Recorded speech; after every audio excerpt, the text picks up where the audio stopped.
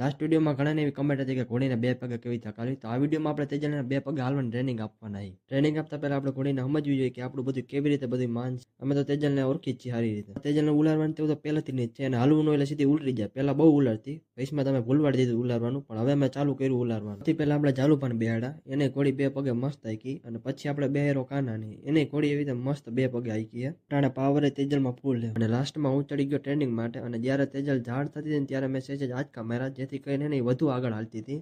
અને જ્યારે જો હું આંચકો નતો મળ્યો ને ત્યાં જો ડાયરેક્ટ પડી જતી હતી. વાડી તો તેજલ મસ્ત ઉલારવા માંડી હતી.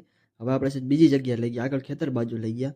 તો અહીંયા રસ્તામાં જો પાણીના બે ખાડા, અહીંયા પાઇપલાઇન તૂટી ગઈ છે, અને તેજલ પાછી પાણીથી બીવે. તો અહીંથી આપણે તેજલને માંડ કાઢી, અને આનો ફૂલ વિડીયો આપણી યુટ્યુબ ચેનલમાં આવી ગયો. મસ્ત રીતે મેં બધું સમજાવ્યું છે. તેજલને કોઈ દી આપણે હેઠેથી ઉલાડતા નથી, કારણ કે આપણે પુલાકામાં તેજલને લઈ જતા ક્યાંય નથી. તો અહીંયા આપણે થોડીક હેઠેથી ઉલારવાની ટ્રેનિંગ આપી. અહીંયા મસ્ત હેઠેથી ઉલારતી હતી, પછી આપણે ઉપરથી ઉલારતા હતા. અહીંયા મસ્ત